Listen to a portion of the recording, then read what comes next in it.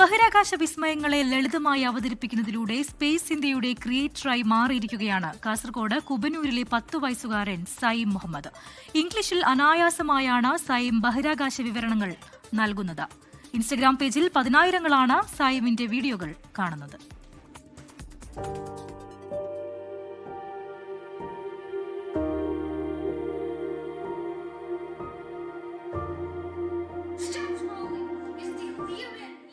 ആഴ്ചയിൽ 3 വീഡിയോകൾ, അതെല്ലാം ബഹിരാകാശത്തെക്കുറിച്ചുള്ള വിവരണങ്ങൾ. ബഹിരാകാശ യാത്ര സംബന്ധിച്ച ഓരോന്നും വിശദമായി പ്രതിപാദിക്കും. ഏറ്റവും ഒടുവിൽ ആർട്ടിമിസ് 2 കുറിച്ചും വീഡിയോ ചെയ്തു.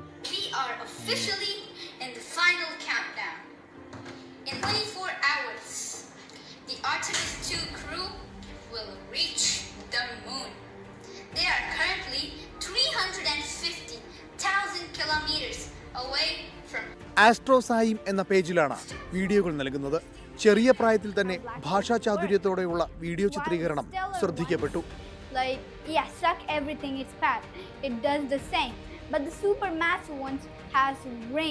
ഇതോടെ ISROയുടെ സ്പേസ് ട്യൂട്ടറായ സ്പേസ് ഇന്ത്യയുടെ കോണ്ടന്റ് ക്രിയേറ്റർ ആകുവാനുള്ള അവസരവും സൈമിന് ലഭിച്ചു.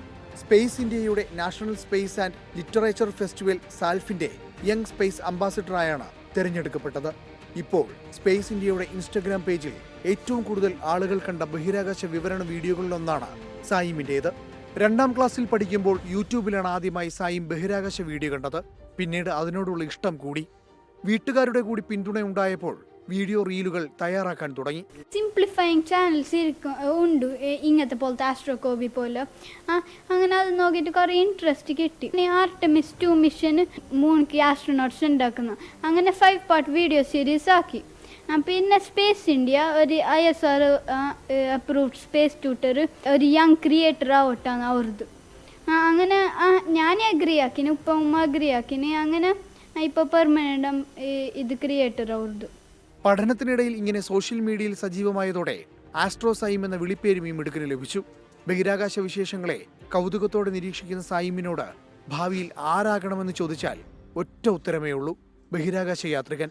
തന്റെ കൈവശമുള്ള ബഹിരാകാശ പേടകത്തിന്റെ മാതൃകകൾ കാണിച്ച് വീട്ടിലെത്തുന്നവർക്ക് ഓരോന്നും വിശദീകരിച്ചു നൽകുന്നുമുണ്ട് സൈം. പ്രദീപ് നാരായണൻ, 24, കാസർഗോഡ്.